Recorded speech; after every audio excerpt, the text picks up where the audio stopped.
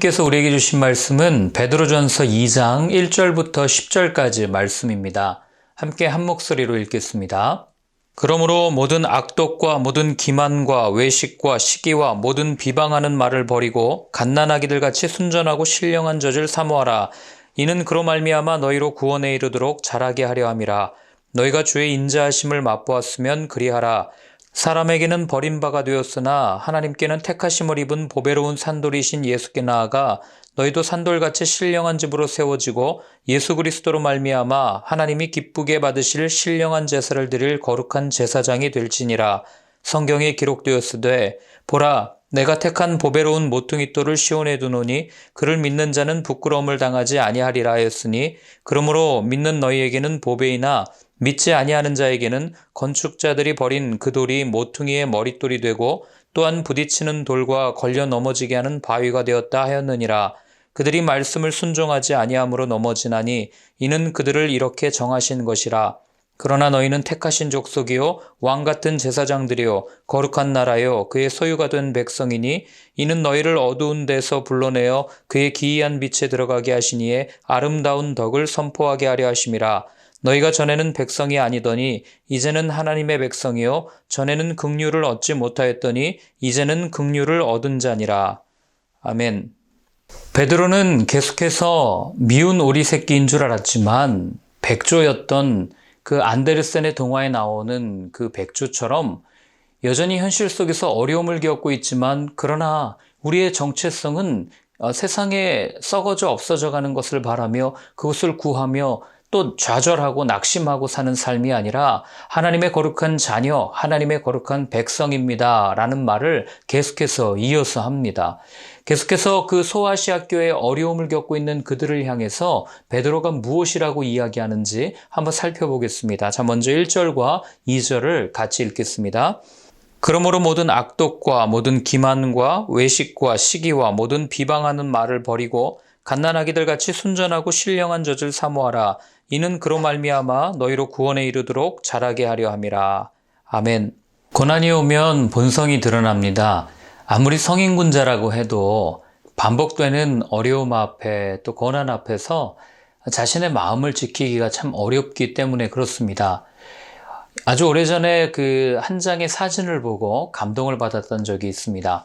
보통 사람들은 전쟁 상황이나 아니면 재난, 기근이 이렇게 앞에 놓여지면 먼저 자기가 살겠다고 아우성을 치거나 아니면 아비규환으로 막 이리저리 돌아다니는 것이 정상인데 그 한 장의 사진은 저의 그런 생각을 깨고 큰 감동을 주었습니다. 어떤 사진이냐면 일본에서 지진이 났을 때 사진입니다. 지진이 났을 때 보통은 먼저 살겠다고 쫙 달려가든지 그 지역을 피하려고 그렇게 가는 게 맞을 텐데 그런데 그 사진은 그렇게 하지 않았습니다. 모두가 다 일렬로 서서 너나 할 것 없이 함께 살겠다고 쭉 가면서 더 신기했던 것은 그 앞에 한 장의 그 신호등이 이렇게 있었는데 그 신호등의 신호가 바뀔 때까지 이렇게 기다리는 그런 모습이었습니다. 제가 왜 그 사진을 보면서 감동했겠어요? 보통은 그렇지 않기 때문에 그렇죠. 전쟁이나 어려움 앞에서 먼저 나부터 살자 하는 마음이 여러분 그게 인간의 본성 아니겠어요? 뭔 너나 할 것 없이 얼마 전에 코로나 때문에 미국에서 휴지 파동이 한번 일어나지 않았습니까? 얼마나 많은 사람이 다른 사람이 뭘로 닦는 거는 상관하지 않고 내가 써야 할 휴지가 있어야 하기 때문에 그 휴지를 사기 위해서 그렇게 발버둥을 치면서 그런 일들을 벌여왔어요. 뭐 미국인만 그렇습니까? 불과 얼마 전까지만 해도 우리나라에서 북한에서 미사일을 쏜다 또는 전쟁의 위협이 있을 때 우리는 어떻게 합니까? 식료품 사재기에 막 이게 열이 올라가지고 너도 나도 다 그렇게 사는 그런 일들을 그런 모습을 우리가 보지 않았습니까? 왜 그렇습니까? 여러분 어려움 앞에서 고난 앞에서 인간의 본성이 그대로 표출되는 그런 모습을 우리에게 보여준 거예요. 그러니 그런 어려움 앞에서 인간의 인간됨, 인간의 마음을 지키는 것이 얼마나 어려운 일인지를 우리는 알 수 있는 거죠. 초대교회라고 뭐 다를 바 있었겠습니까? 초대교회도 마찬가지였어요. 그 당시에 많은 사람들이 예수님을 믿는 것 때문에 박해를 당하고 고난을 당하는 그런 시점에서 그들은 반복되는 그런 고난, 반복되는 어려움 앞에 좌절하고 또 낙심하고 낭망하고 있을 때가 참 많았다는 거죠.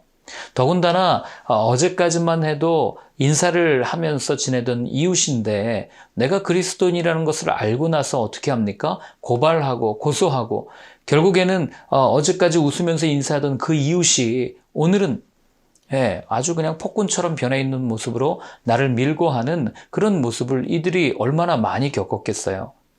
그런데 또 입장을 바꿔놓고 생각하면 로마 시민의 입장에서는 당연한 거였습니다. 왜냐하면 당시에 로마가 이 기독교를 어떻게 소문을 냈냐면 이 기독교가 로마라고 하는 나라를 무너뜨리기 위해서 뒤집어 엎기 위해서 그렇게 노력을 하고 있다라는 잘못된 근거 없는 소문을 퍼뜨린 거죠.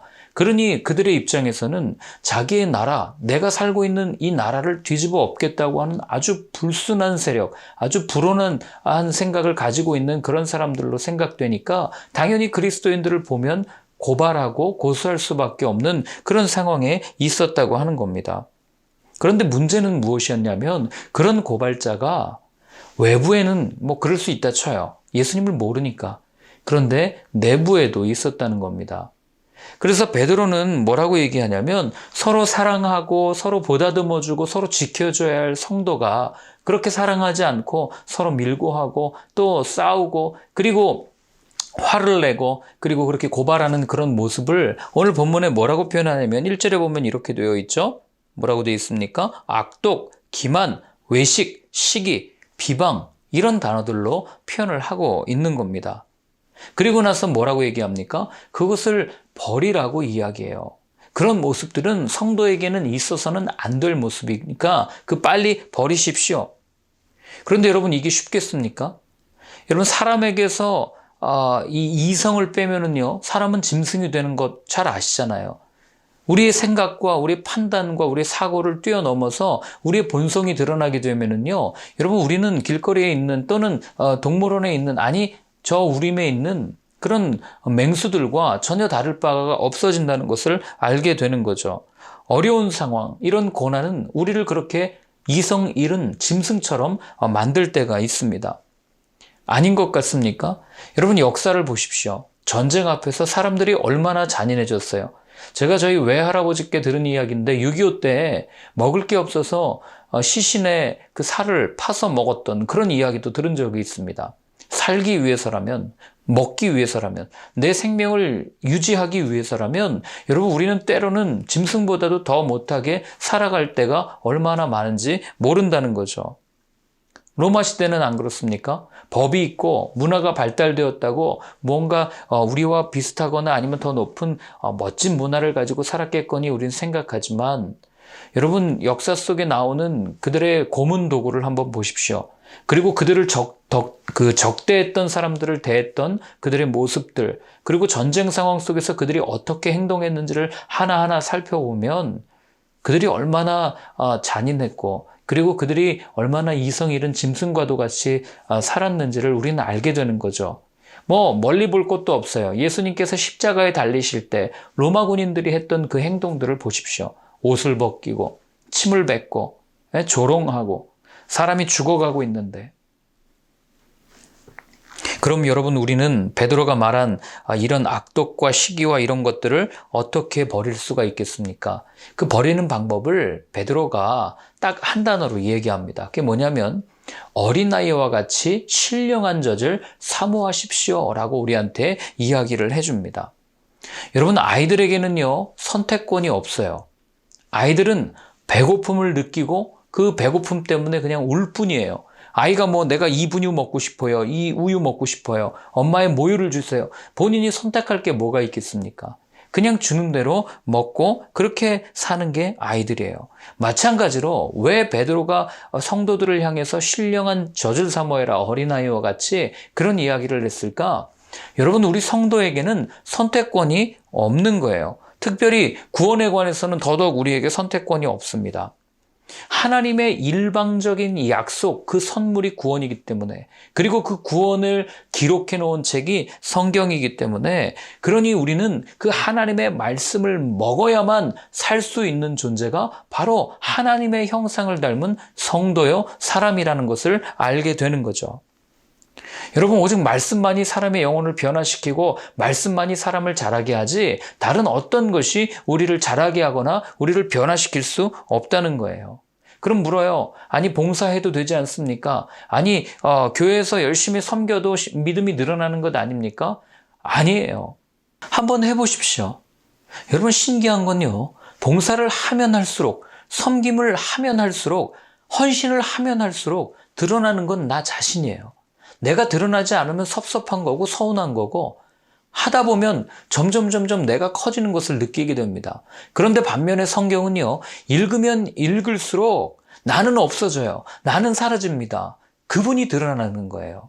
그래서 베드로는 어린아이와 같이 신령한 젖을 사모하는 것, 이것만이 우리에게 구원을 주는 유일한 방법입니다라고 이야기한 게 거기 있는 거죠.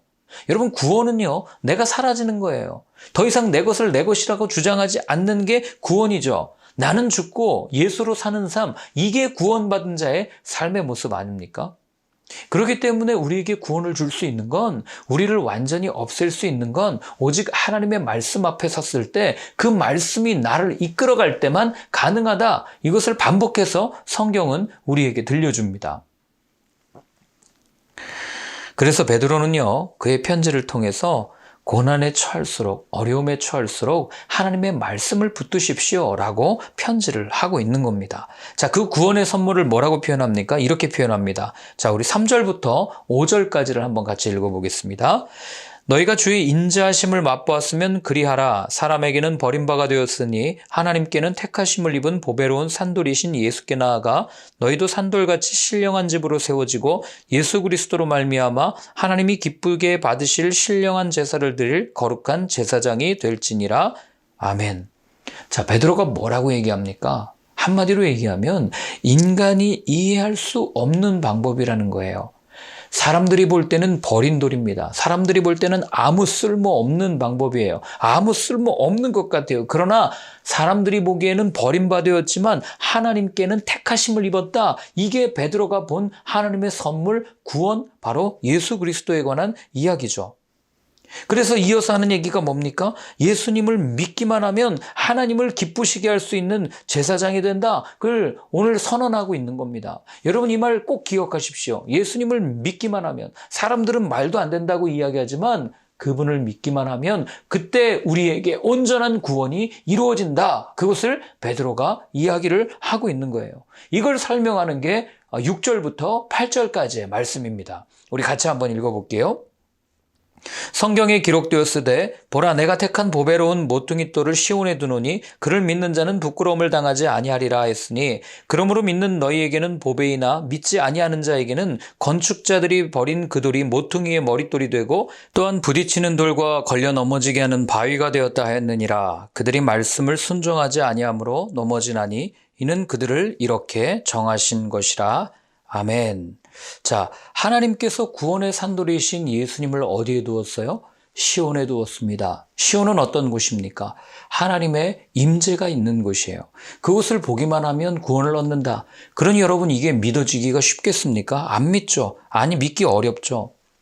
죽음에서 그 죽음이 두는 두려움으로 거기서부터 해방되고 자유하게 되는 것이 인간에게 주어진 가장 큰 과제이자 숙제인데, 세상 그 누구도 여지껏 그 어떤 사람도 어떤 대가를 지불하고도 해결하지 못한 숙제가 이건데, 이런 터무니없는 방법으로 믿으라고. 그러니 안 믿는 거죠. 아니, 못 믿는 거죠. 에? 성경을 보면 여러분, 항상 걸려 넘어지는 사람들의 특징이 뭔지 아세요? 안 믿는 거예요. 하나님께서 말씀하셔도 의심하고 믿지 않는 사람, 내 이성과 내 판단과 내 생각으로는 도저히 납득이 되지 않기 때문에 안 믿는 거죠. 그러니 늘 하는 말이 뭐예요? 납득되는 방법을 가지고 와라. 그 이야기를 하는 것 아니겠어요? 그래서 예수님은요, 어떤 사람들이 천국에 간다고 이야기합니까? 어린아이와 같은 사람들. 하나님께서 하신 말씀에 아무 조건 없이 그냥 인정하고 순종하고 예, 하나님의 말씀이 맞습니다라고 이해할 수 있는, 납득할 수 있는, 인정할 수 있는 어린아이와 같은 사람이 천국에 들어간다라고 이야기합니다. 여러분, 아이들 가만히 보십시오. 아이들에게는 어른들의 말이 진리이고 사실이에요. 거기에 털을 달지 않습니다. 엄마 아빠가 산타클로스가 있어 그러면 그냥 있다고 믿는 게 어린 아이들의 모습 아니겠어요? 절대로 아이들은 스스로 판단하지 않는다는 거죠. 예수님께서 그 속성을 아신 거예요. 누가 구원에 이를 수 있습니까? 누가 하나님 나라에 들어갈 수 있습니까? 어린아이와 같이 하나님의 말씀을 믿는 사람들이다 라고 분명하게 말씀하는 거죠. 그럼 그 말에 사람들은 질문합니다. 뭐라고 얘기합니까? 이런 말도 안 되는 방법으로 왜 구원을 주십니까?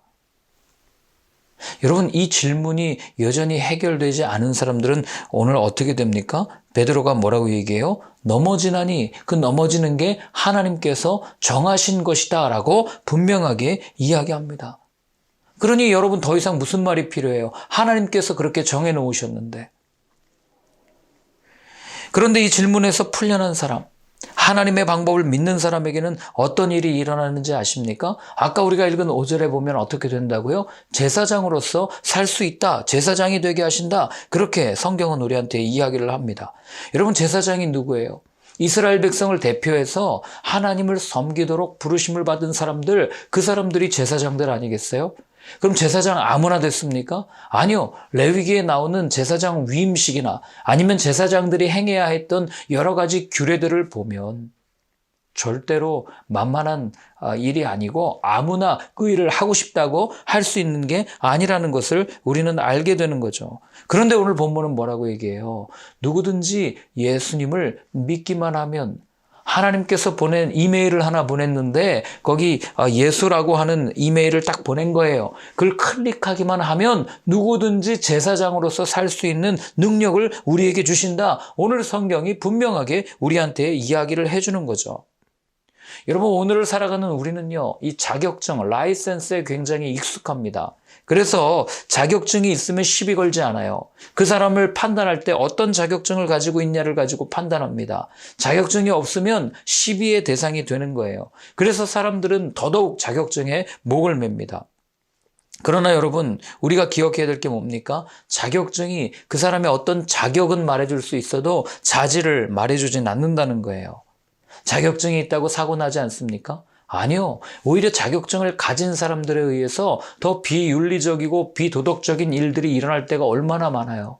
여러분, 세상 보세요. 의사 자격증을 없는 사람이 사고 칩니까? 의사 자격증을 가지고 있는 사람이 사고를 칩니까? 변호사 자격증을 가지고 있는 사람이 더 나쁜 일을 많이 할 때가 있습니까? 아니면 변호사 자격증 없는 사람이 나쁜 일을 많이 합니까?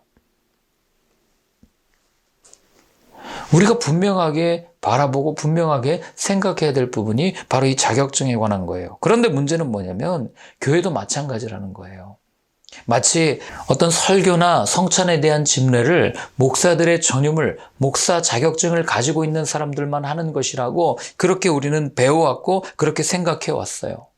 그런데 여러분, 이런 사고가 로마 카톨릭이라면 이해가 됩니다. 왜냐하면 그들의 교회로는 사제 중심이에요. 신부가 없으면 우리끼리 모여서 예배를 드렸다? 그건 예배가 아니에요. 신부가 집례하지 않는 예배는 그냥 인간의 동호회와 별반 다를 바 없는 그냥 모임일 뿐이에요. 그들에게 교회가 되기 위해서, 그들의 어떤 예배가 예배되기 위해서는 꼭 사제가 있어야 하는 거예요. 그러니 사제 중심으로 그렇게 발달할 수밖에 없는 거겠죠.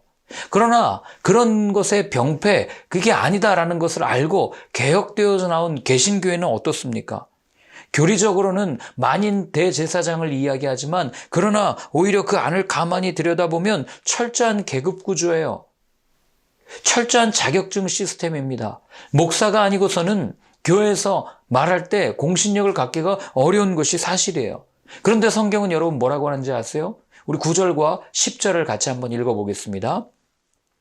그러나 너희는 택하신 족속이요 왕 같은 제사장들이요 거룩한 나라요 그의 소유가 된 백성이니 이는 너희를 어두운 데서 불러내어 그의 기이한 빛에 들어가게 하시니 아름다운 덕을 선포하게 하려 하심이라. 너희가 전에는 백성이 아니더니 이제는 하나님의 백성이요 전에는 긍휼을 얻지 못하였더니 이제는 긍휼을 얻은 자니라. 아멘. 뭐라고 얘기합니까? 이미 예수를 믿은 우리는 이미 하나님 앞에 제사장입니다. 그 이야기를 하는 거예요. 그래서 여러분, 저는 꿈꿉니다. 어떤 꿈을 꿉니까? 함께 예배드리는 여러분들이 설교하고 성찬하고 세례를 베풀고 하는 그런 꿈들을 꿔요. 그럼 물어요. 이단 아닙니까? 어떻게 이게 이단일 수 있어요? 성경이 이렇게 말하고 있는데, 성경이 말하지 않은 것을 마치 인간의 관습과 관념과 전통과 정통이라는 이름으로 성경에서는 검증되지도 않은 것을 우기는 그게 이단 아니겠습니까? 여러분, 제발 말씀 안에서 깨어나시기를 바랍니다. 말씀이 말하는 대로, 말씀이 우리에게 들려준 대로 그렇게 사는 삶이었으면 좋겠어요. 그래서 여러분, 교회가 중요한 게 아니에요. 하나님이 중요하죠. 어떻게 교회가 더 중요합니까? 하나님 자체가 더 중요한 거예요. 교회는 하나님께서 머무시는 곳이기 때문에 중요한 거지, 인간의 모임에 불과한 교회는 더 이상 에클레시아, 성도의 교제, 성도의 모임이 될 수 없다는 거죠. 사람의 뜻이 하나님의 뜻보다 더 중요하게 여겨지는 게 무슨 교회일 수 있어요?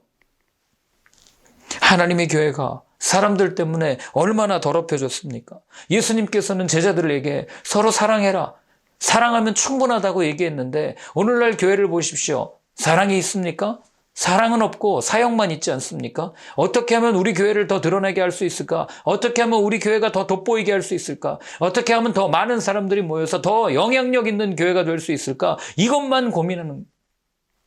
여러분, 그러니 주님이 보시기에 얼마나 답답하시겠어요? 얼마나 안타깝겠냐고요. 진정한 교회 공동체를 위해서 이 땅에 오셔서 온몸을 찢기시면서까지 우리에게 구원을 선물로 주셨는데, 사람들은 여전히 그것에는 관심이 없고, 아니 그건 그냥 당연한 것처럼 여기고 별로 감사하지도 않고, 그저 내 이름을 드러내기 위해서 우리 교회, 우리 공동체, 우리 하면서 내 것만을 드러내기 위해서 혈안되어 있는 이 시대 교회의 모습을 보면서 하나님께서, 우리 주님께서 얼마나 마음이 아프시겠냐고요.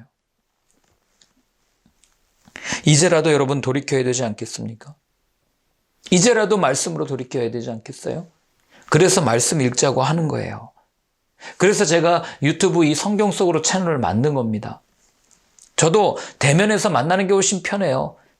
이거 촬영 혼자 해서 이거 촬영하고 또 편집하고 또 올리고 하루에 3, 4시간, 아니 어쩔 땐 5-6시간 정도 여기에 매달려가지고 제가 잘 못하니까요. 그렇게 할 때도 얼마나 많은지 몰라요. 답답할 때도 많은지 몰라요. 되지도 않는 편집을 하면서 왜 제가 이렇게 올려요? 그리고 이거 하면서 오해도 얼마나 많이 받는지 몰라요. 너 지교회 하고 싶어서 이러는 거 아니냐? 네가 돋보이고 싶어서 이러는 게 아니냐? 아니요. 이 통로를 통해서 복음이 전해진 그 한 가지면 되는 거 아니에요? 여러분, 온라인에서 여전히 교회에 상처받고 목사에게 좌절해서 교회에 나가지 않고 신앙을 잃어버린 그들이 이 짧은 영상을 통해서, 이 메시지를 통해서 생명을 얻고 구원을 얻을 수만 있다면 어떤 오해인들 무슨 상관이 있겠습니까? 제가 설교하다가 처음으로 이런 표현을 써봅니다. 사랑하는 여러분, 천국에서 만나게 될 여러분, 제발 말씀으로 돌아오십시오. 하나님께서 말씀하신 대로 우리 한번 살아봤으면 좋겠습니다. 여러분, 간곡히 부탁드려요. 여러분은 왕 같은 제사장이에요. 더 이상 목사를 통해서 하나님 만나려고 하지 마십시오. 여러분 앞에 놓여져 있는 그 하나님의 말씀, 그거면 충분한 거예요. 그 하나님의 말씀이면 우리의 영혼이 구원에 이를 수 있도록, 우리가 하나님의 나라에 들어갈 수 있도록, 그리고 우리가 정말 그리스도의 제자답게 살 수 있도록 하는 모든 사용 설명서와 같이 아주 상세하게 기록되어져 있는 책이 성경책 아니겠어요?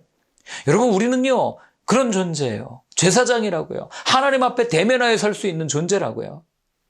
우리는 마귀에게 질질 끌려다닐 존재가 아니라 마귀에게 명령하고 마귀를 굴복시킬 그런 왕의 자녀, 하나님의 자녀, 그게 바로 우리의 정체성이라는 것을 베드로는 계속해서 말해주고 있는 거예요.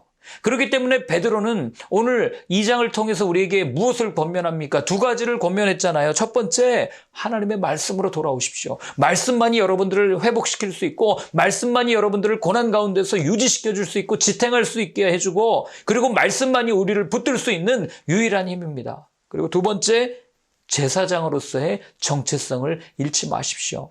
어떤 상황이 오더라도, 어떤 위험이 우리 앞에 펼쳐진다 하더라도 우리는 하나님 앞에 대면할 수 있는, 하나님 앞에 나아가 찬양하고 하나님께 우리의 고통을 호소하고 하나님께 우리의 모든 것들을 바로 이야기할 수 있는 그런 존재입니다라고 베드로가 이야기를 하는 거예요. 제사장 된 저와 여러분들을 통해서 아름다운 덕, 예수 그리스도의 십자가의 이 복음의 이야기, 이 생명이 널리 전파되는 그런 삶을 사는 저와 여러분들이 되기를 축복합니다. 함께 같이 기도하겠습니다. 하나님 아버지, 교회가 많이 무너졌습니다. 교회가 많이 힘듭니다. 교회가 많이 아픕니다. 주님 간절히 바라기는 이 시대의 교회들이 다시 한번 하나님의 말씀으로 돌아오기를 바랍니다. 주님, 우리를 불쌍히 여겨주시고 긍휼히 여겨주셔서 우리를 제사장 삼아주신 그 하나님의 은혜를 다시 한번 기억하고 감사하며 세상에 나아가 아름다운 덕을 선포하며 많은 영혼을 옳은 대로 인도할 수 있는 참 교회된 참 성도로서의 삶을 살 수 있는 저희 모두가 될 수 있도록 주님 함께하여 주시옵소서. 이제는 우리 주 예수 그리스도의 크신 은혜와 하나님 아버지의 사랑과 성령의 인도하심이 교회에 다니는 것이 아니라 교회로 살아가겠다고, 내가 교회된 삶을 살겠다고, 내가 제사장으로 살겠다고 다짐하는 모든 분들 머리 위에 이제로부터 영원까지 늘 함께하여 주옵시기를 간절히 축원하옵나이다. 아멘.